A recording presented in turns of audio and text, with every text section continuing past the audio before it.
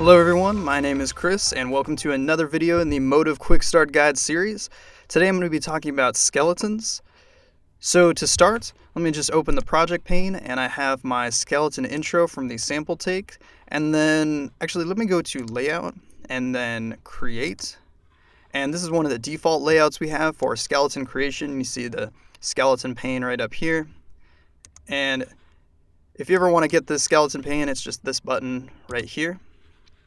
So we have our skeleton pane. Let me zoom in on our take just kind of near the center here. I have a bunch of markers that are going to define a skeleton. Oh, whoops, sorry, I'm in live mode. I want to go to edit mode in the skeleton intro. You can do this in live mode. It works exactly the same, but just so you can follow along, let me go to the recording and then be in edit mode. So as we can see, we got our markers that are going to define our skeleton.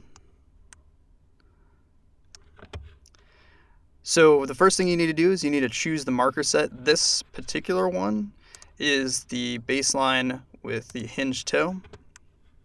Then you want to get your actor to stand in a T-pose.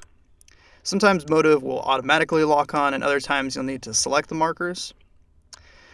So we have our markers selected, and make sure the T-pose is about feet shoulder width apart, thumbs tucked on the side, and palms face down. You can just look at this example right here, and it'll pretty much show you what kind of T-pose you need to be in. Alright, so Motive is locked on. That's what this little icon means. So if I deselect and then I select, you can see that icon come on. That means Motive is locked on, ready to make a skeleton. We can give it a name. This is Manny. It's actually my mannequin, so call him Manny. And then you can also see a preview. So you can see the feet are facing the right direction. Manny's are a little in step, but that's okay. And then make sure everything looks good. So then we hit create, and there is our skeleton. So you notice it's not tracking, and if you watch the video on rigid bodies, you'll know why.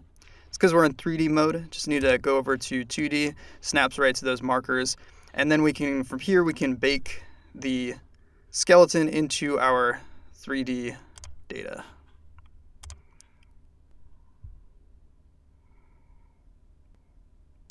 And one thing you'll notice, the difference on the 2D and the 3D data, is you get these cool marker sticks.